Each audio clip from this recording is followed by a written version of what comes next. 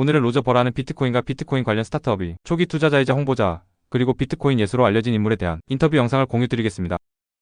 What's your outlook for crypto in 2025? And let me caveat that with the Bitcoin halving just happened last year. Usually the supply shock takes place 12, 18 months after, and we're seeing all this demand institutionally. So do you think it's going to be a bull year?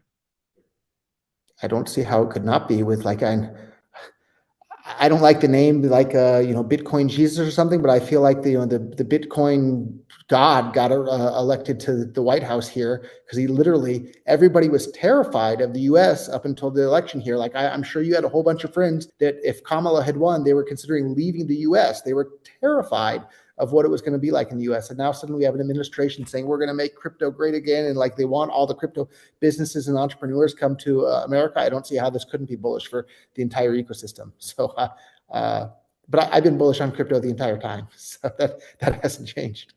If we're just looking at the digital gold narrative, not peer-to-peer cash, but just digital gold narrative for Bitcoin, other notable people, Cathie Wood, Michael Saylor has said at least $500,000 per BTC. What's your general outlook long-term for Bitcoin?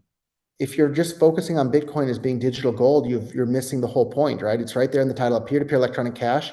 And Confidential Layer plus Zano turns Bitcoin into digital gold and digital cash with privacy. So if anything, it's just even more bullish. So if their target of it as only digital gold is $500,000 of Bitcoin, if you make digital gold plus digital cash, it's certainly significantly more than that. So, but we just need to build all the software tools that make it easy for everyone to actually use it as cash. So and that was the big problem with when people were using gold as money, is it was kind of a pain to transfer the gold around. And that's kind of the pain with Bitcoin because a lot of these scaling solutions didn't come online.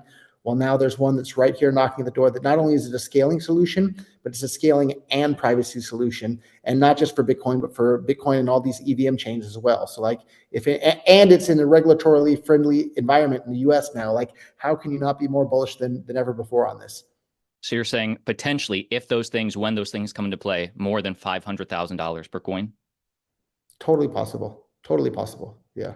Yeah. I'm not saying it's going to happen next week or next month or even this year, but $100,000 a coin, you can go back and look in 2011, I made a video saying that I thought Bitcoin was going to outperform gold, silver in the US stock market by more than 100 times over the next 2 years. And that was when Bitcoins were, I think, like $12 when I made that video or something like that. And people thought I was crazy and stupid and this and that. And I was telling people back then, Bitcoin could easily hit $1,000, right? Or $10,000. And like even saying Bitcoin could hit $100 seemed crazy to people. And I even remember having some people argue with me, like, why would Bitcoin ever be more than $1 each?